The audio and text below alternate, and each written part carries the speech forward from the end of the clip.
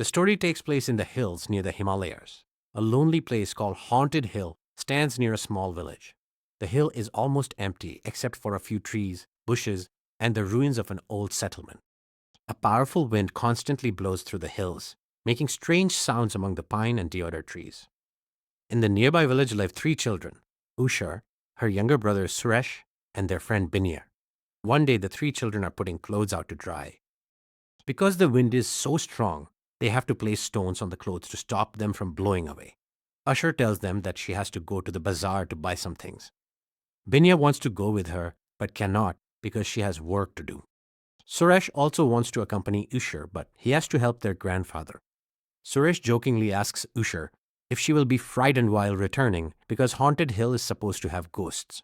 Usher says she will return before dark and that ghosts do not appear during the daytime. The children then talk about the history of the hill. According to Usher's grandfather, British people once lived there. The settlement was frequently struck by lightning, so eventually the people left.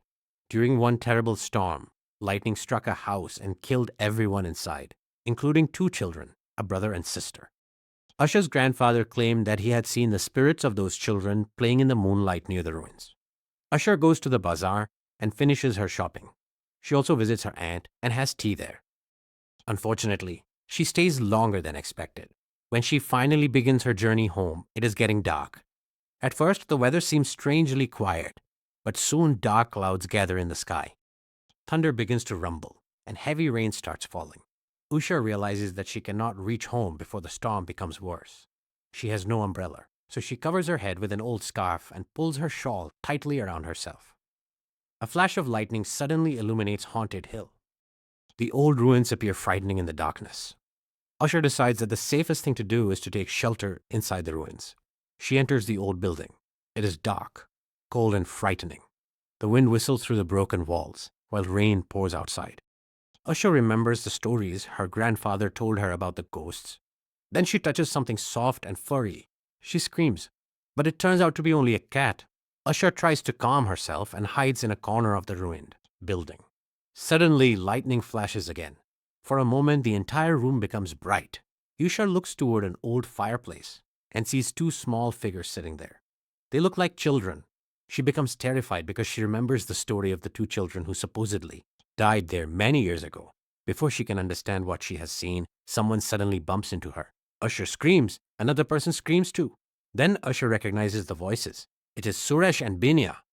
They had become worried when Usha did not return home. They came searching for her, but the storm caught them on the hill. They also decided to take shelter inside the ruins. The three children are relieved to find one another. They stay together and wait for the storm to pass. After some time, the rain becomes weaker.